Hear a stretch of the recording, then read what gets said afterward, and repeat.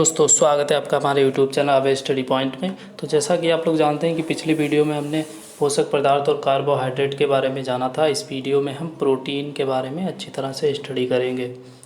तो प्रोटीन क्या होती है? प्रोटीन एक जटिल युक्त कार्बनिक पदार्थ होता है जिसका संगठन कार्बन, हाइड्रोजन, ऑक्सीजन एवं नाइट्रोजन तत्वों के अणुओं से मिलकर होता है। यानी कि प्रोटीन में कार्बन होता है, हाइड्रोजन होता है, ऑक्सीजन होता है, नाइट्रोजन होता है। ये तत्व आपस में मिलकर प्रोटीन का निर्माण करते हैं। कुछ प्रोटीन में इन तत्वों के अतिरिक्त आंशिक रूप से गंधक, जस्ता, तांबा, फास्फोरस भी उपस्थित होता है।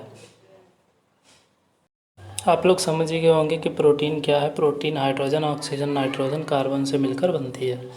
तो अब हम देखेंगे कि प्रमुख स्रोत क्या होते हैं प्रोटीन के। तो प्रोटीन के प्रमुख स्रोत होते हैं, सबसे पहले हम देखेंगे शाकाहारी के प्रति। शाकाहारी में चना, मटर, मूंग, मसूर, उड़द, सोयाबीन इत्यादि ये प्रमुख स्रोत होते हैं हमारे शाकाहारी भोजन में। और मांसाहारी भोजन में जो हमारे प्रमुख स्रोत होते हैं वो होते हैं मांस हो गया, मछली हो गया, अंडा हो गया, दूध हो गया एवं यकृत प्रोटीन के अच्छे मांसाहारी स्रोत होते हैं। इनमें से मांसाहारी में सबसे ज़्यादा मांस में, मछली में, अंडे में और दूध में ये प्रोटीन पाए जाते हैं। और शाकाहारी में सबसे पहले सोयाबीन हो गया, मूंग की दाल हो गई, मसूर हो गया, मटर हो गया, गेहूँ हो गया इत्यादि में प्रमुख मात्रा में प्रोटीन पाई जाती है।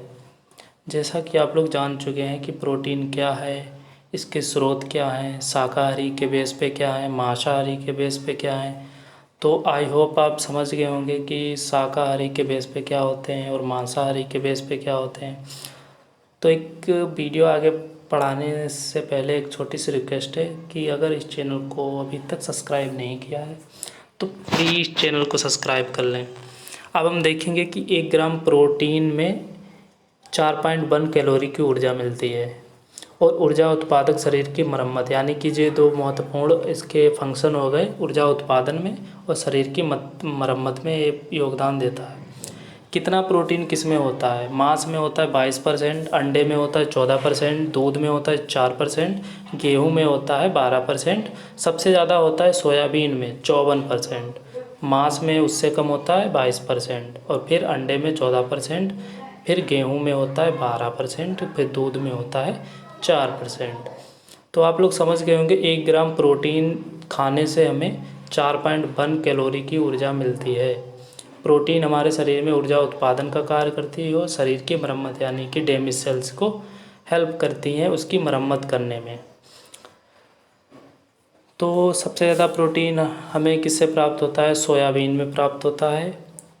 और उससे कम हमें मांस में प्राप्त होता है, फिर अंडे में प्राप्त होता है, फिर गेहूं में प्राप्त होता है, दूध में। हालांकि ये सभी स्रोत प्रमुख हैं और जो हम पहले बता चुके हैं वो भी इम्पॉर्टेंट है प्रोटीन के नज़रिए से। प्रोटीन हमारे शरीर में बहुत ही अच्छा काम करती है, क्योंकि जो हमारी सेल्स डैमेज हो जाती हैं, हमें कोई डिसीज़ हो जाती है, तो न्यू सेल्स फार्मेशन के लिए सेल्स की वो प्रोटीन की आवश्यकता होती है। अब हम देख लेंगे प्रोटीन के कार्य क्या होते हैं। सबसे पहले शरीर की वृद्धि एवं विकास के लिए उपयोगी। शरीर की वृद्धि एवं विकास के लिए प्रोटीन का महत्वपूर्ण स्थान होता है हमारे शरीर में।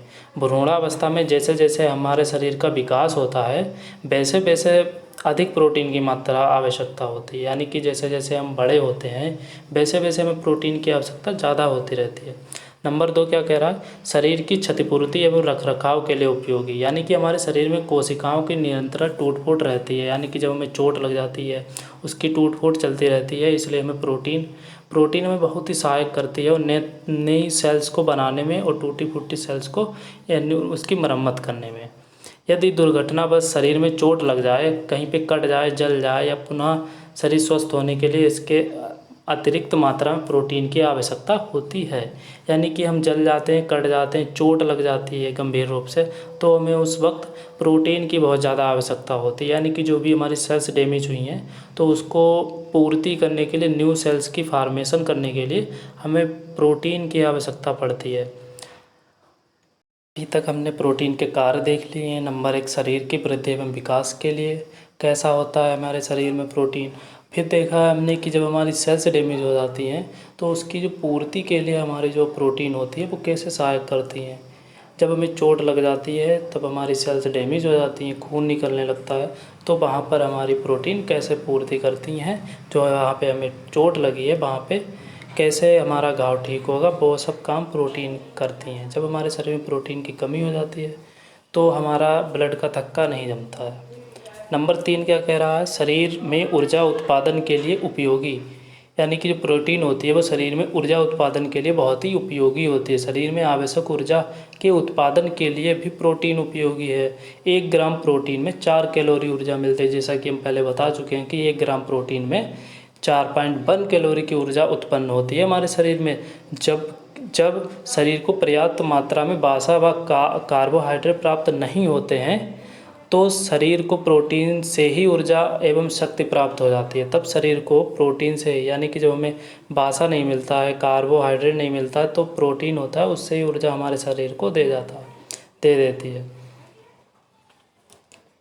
तो तीसरा पॉइंट हमने डिस्कशन कर लिया है। तीसरा पॉइंट बोल रहा है शरीर में ऊर्जा उत्पादन के लिए प्रोटीन कितना उपयोगी है हमारे जीवन के लिए। तो शरीर में ऊर्जा, यानी कि शरीर में जो ऊर्जा उत्पादन के लिए हमें प्रोटीन का इस्तेमाल रोज़ाना अपने भोजन में शामिल करना चाहिए। ये प्रोटीन से रिलेटेड उसके वर्ग थे, उसके कार्य थे, जो हमने तीन टाइप से हमने उसके प्रोटीन के कार्य डिस्कशन करें हैं इस वीडियो में। तो आई होप आपको समझ में आए होंगे तीनों प्रकार और प्रोटीन क्या होती है, प्रोटीन कितनी मात्रा में पाई जाती है, प्रोटीन के कार्य क्या हैं, उसके बारे में सब कुछ डिस्कशन हो गया है। अब आपको टेंशन लेने की ज़रूरत नहीं है। अब आप, आई होप आप बता सकते हो प्रोटीन अगर कोई पूछे तो। ये बस बेसिक सा फंडा था, बेसिक हमने समझाया है अभी मतलब पूरी डिटेल में नहीं गए हैं, अभी तो हम बेसिक समझा रहे हैं।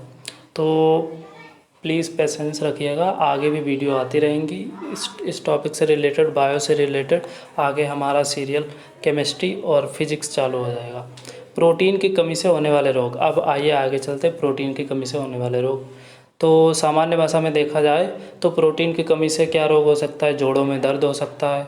सीधी सी बात है कि अगर प्रोटीन की कमी है तो जोड़ों में दर्द होगा, विटामिन डी की कमी होगी, कैल्शियम की कमी होगी।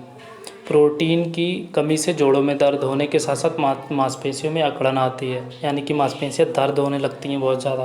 जब हमारे शरीर में हमें नींद बहुत लगती है, इससे अगर प्रोटीन की कमी हो जाती है तो हमें अर्थराइटिस जैसी गंभीर बीमारियों का खतरा भी हो सकता है। प्रोटीन की कमी से बच्चों का सही ढंग से विकास नहीं हो पाता, यानी कि जब हम बचपन होता है, बचपन में जब हमें प्रोटीन भरपूर मात्रा में नहीं मिलती है, जब हम बड़े होते हैं तो हम दुबले पतले रह जाते हैं, फिर हमें प्रोटीन ढंग से नहीं मिल पाती है। इसी वजह से हम सही ढंग से बच्चों का विकास नहीं हो पाता है। प्रोटीन की अधिकता से कौन से रोग होते हैं, जब शरीर में कार्बोहाइड्रेट नहीं मिलते तो हमारा शरीर प्रोटीन से ही ऊर्जा ले लेता है। वहीं ज़्यादा मात्रा में अगर प्रोटीन हो जाती है हमारे शरीर में तो कौन कौन सी बीमारी हो सकती हैं। सबसे पहले हृदय रोग हो सकता है, हार्ट डिसीज़ हो सकती है बहुत, और स्ट्रोक हो सकता है, कब्ज हो सकता है, किडनी से संबंधित बीमारियां हो सकती हैं, यानी कि हमारी किडनियां ख़राब हो सकती हैं अगर हम ज़्यादा प्रोटीन लेंगे। हमारा लीवर डैमेज हो सकता है, कब्ज की बीमारी हो सकती है, हमें स्ट्रोक आ सकता है, हमें हार्ट अटैक आ सकता है। इसी वजह से प्रोटीन का ज़्यादा इस्तेमाल नहीं किया जाता है। लीजिए पर सामान लीजिए। Thank you. अगर वीडियो अच्छी लगे तो एक लाइक प्लीज़।